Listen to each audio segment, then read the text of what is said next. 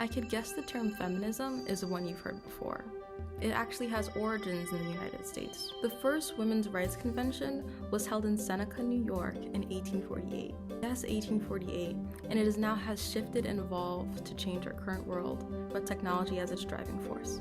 Hundreds of people on Sunday brought their fight against sexual violence to the heart of Hollywood. Rise up for the women of the world, for the women of the world, rise up! The march was centered around the hashtag #MeToo movement, bringing awareness to sexual harassment. The Me Too movement was yet another advancement in the American feminist movement. With the growth of technology, women have proved yet again their ability to adapt their cause in our ever-changing world.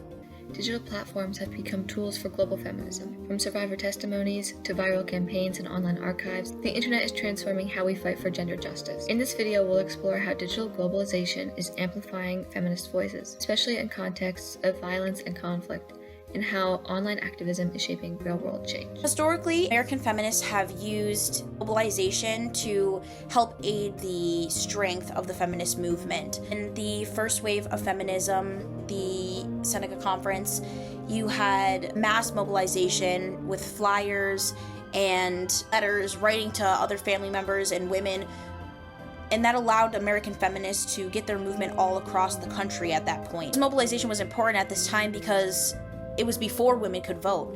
They needed to mobilize their movement and convince not only themselves or target not only a female audience but a male audience as well. This progressed into the second feminist movement, where women began lobbying for more rights, access to birth control, unregulated access to birth control, better job opportunities, more opportunities in higher education, as well as less stigma towards focusing on your career and not prioritizing family.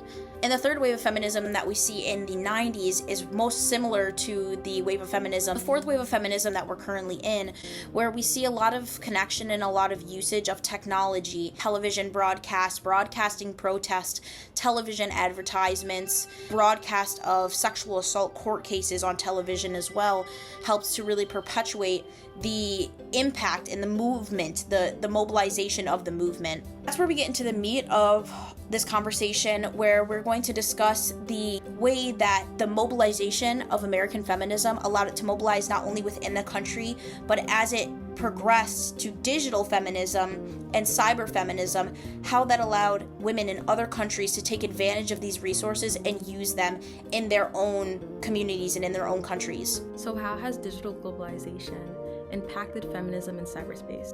We can think of cyberfeminism as a predecessor to feminism. Cyberfeminism is both a theoretical framework and a philosophy. It has a middle ground and is used to apply different concepts. Two of the countries we focus on are South Korea and China, due to their historically anti-feminism social constructs in their country. South Korea being a patriarchal and highly conservative country. The difference between South Korea's democratic process and China's authoritarian process weigh very differently on each of their feminist movements. South Korea has a history of failed feminist or untalked about movements within their country, but Me Too was the first time that women in South Korea were able to grab a movement and hold on to it and use it to make sexual violence and sexual assaults a well-known topic, a topic that's well talked about, and a movement that's supported not only by women in their country but men as well. When Korean women spoke out about their experiences, they often faced a harsh backlash despite them being the victims.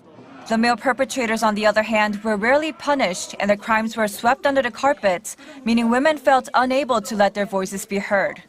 But the Me Too movement has paved the way for women to boldly discuss their experiences. The Me Too movement in Korea started off with one prosecutor speaking out against her sexual harassment in the workplace. It then blew up online and continued to get bigger and bigger and bigger.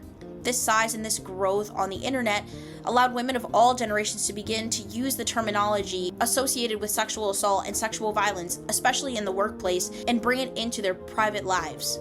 As this private talk increased, protests and physical action began to grow. As physical protests increased, a topic, sexual assault, that once was never spoken of in Korean culture began to pick up traction and be pushed into the spotlight of governmental change. Women in China faced a reverse change with the introduction of the Me Too movement. Prior to the Me Too movement's prevalence in China, feminist movements started to pick up and get more physical. Following the arrest of the Feminist five Chinese women who were arrested for posting pro-feminist literature on the Chinese subway, Chinese police and government began to crack down on feminist movements in China.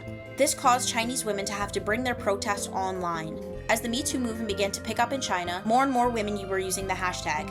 Eventually, censorship stopped this movement online, and Chinese women were forced to adapt some other form of protest. Though the original Me Too movement was not able to be used anymore, America's ability to digitalize feminism and digitalize their protest allowed Chinese women to take the movement and create something of their own that allowed them to continue to speak out against sexual assault, violence, and harassment. I believe that by digitalizing feminism and bringing the feminist protests into a cyberspace, American women paved a pathway for women in typically patriarchal and anti-feminism countries to have a space to feel comfortable and learn the literature and the dialect needed to support themselves and have a movement that is able to evolve and keep changing like the American feminist movement.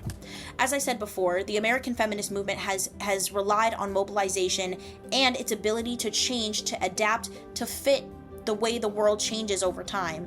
Women in countries such as South Korea and China have attempted to create feminist movements but lacked this mobilization and the ability for the movement to change and adapt.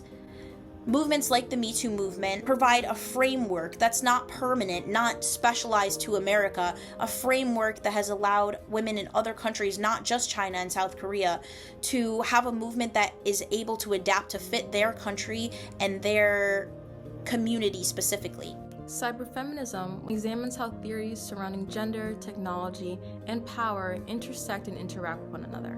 Cyberspace has transformed how ideas are spread and has contributed to the global spread of feminism, creating community, spaces for advocacy, and sharing ideas. However, it has also disproportionately facilitated cyber violence towards women and girls.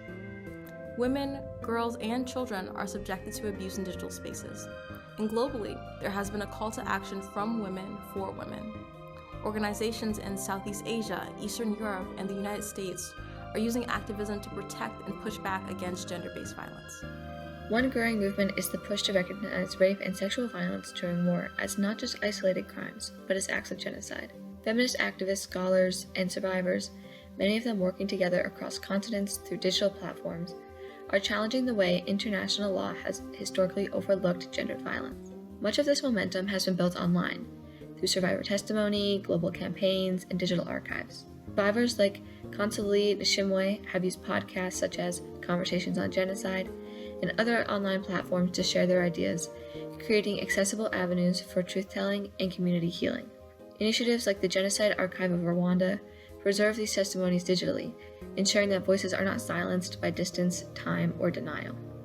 Campaigns such as the UN Women's #HearMeToo and the International Campaign to Stop Rape and Gender Violence in Conflict both rely on social media to raise awareness, mobilize support, and hold institutions accountable. Meanwhile, digital projects like Women Under Siege map instances of sexual violence in conflict, allowing for both advocacy and research to occur on a global, interactive scale.